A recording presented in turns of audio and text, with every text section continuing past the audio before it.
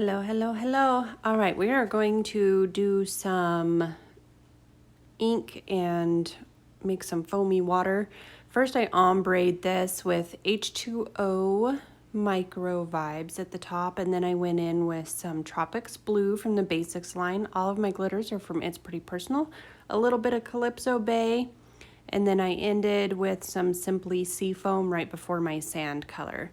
Golden Goddess is what I used for the sand. So after you have your ombre, you're going to epoxy it until smooth. Then you can add your decals if you're going to do decals.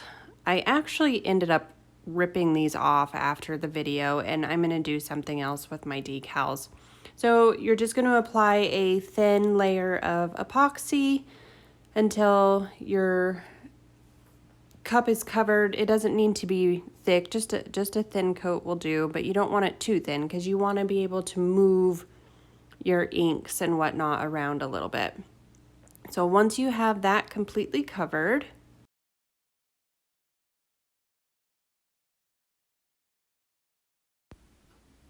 all right, we're taking a couple small cups that we kept some of the tumbler epoxy in, and we're going to go ahead and add some alcohol inks. I think this one was Mermaid. I'll use it for kind of the middle area. It won't be as dark as I want, so I will go back in and I will add a darker color after I have that where I want it.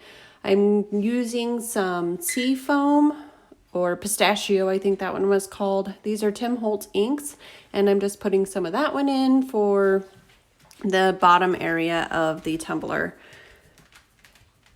Using a metal stir stick, gonna give those a good stir, mix them up well, and then we're going to just kind of drizzle them on our cup. All right, let's go ahead and grab a piece of paper so we don't mess up our pretty little table. And we're just going to go ahead and drizzle this. I'm going to use the pistachio color on the bottom area where my seafoam glitter is. I'm going to use the darker color towards the middle. And you just keep drizzling this on. I like to go in kind of a swirly motion, wavy motion, whatever you call it.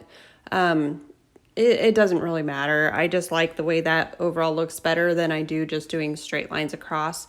Now you want to make sure that you're not covering up your decals if you have decals on your cup. I like to leave a little bit of an area, at least ½ an inch around my decals, unless I want some of the ink to go up over them. Okay, we're ready to add in our darker color to our darker color. So just add a little bit more in there. We're going to give it a little stir, and then I will use that to go over the top of the cup. I know it's kind of hard to see, but it is covering up some of that glitter, but it is still showing through. It's just kind of toning it down a little bit so it's not just glitter. It's sparkly water.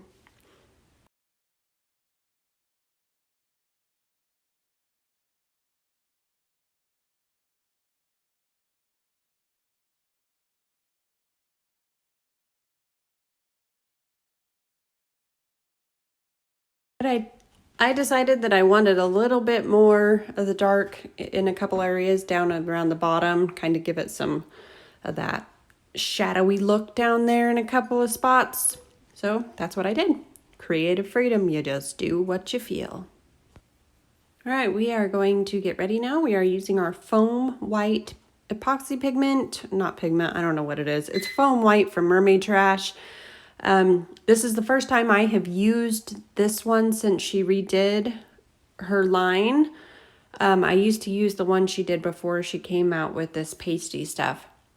I do think I used a little bit too much. Next time I will use a little less. I do like mine to be a solid color. I don't like it to be opaque. So it worked out in the end, but next time I will use a little less. So you just put that in with your epoxy and give it a stir until it's all mixed up. All right, when I go to drizzle this on my cup, I'm going to do it the same way. I like to let my stuff drip just a little bit so I don't get big globs of it. And then I'm just going to go in and I'm just going to do that swirly motion as I did with the inks. And you're just going to keep doing that until you feel like you're happy. I do more of the white in the bottom than I do the top. I do a little bit less as I get closer to the top.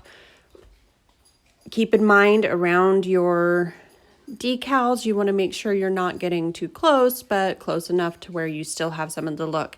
Now around the dolphins, I'm going to kind of overlap my decal just a little bit so you can see I'm putting some of the foam right next to them. I want a little bit of area, but not much, because I'm going to blow that up onto the dolphin just a little bit.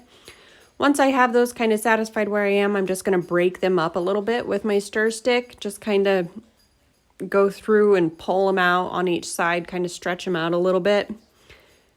And I'm still using that wavy motion that I do. It makes it fun, and I think it works well. So that's what I do. Once I have that and I'm satisfied with where everything is and I can see the future in my head and I think it's going to be okay, then I go ahead and I go in with my heat gun. Now our epoxy has been doing its natural thing probably for about 20 to 30 minutes now. I would say closer to 30 minutes. So it's not going to move a whole lot. So I'm using my embossing gun to go in and kind of thin this out a little bit, get it to where it's going to be a little more movable. Alrighty, now when we're done with all of that, we're going to take a straw. I have cut it down to where it's about maybe 3 inches or so.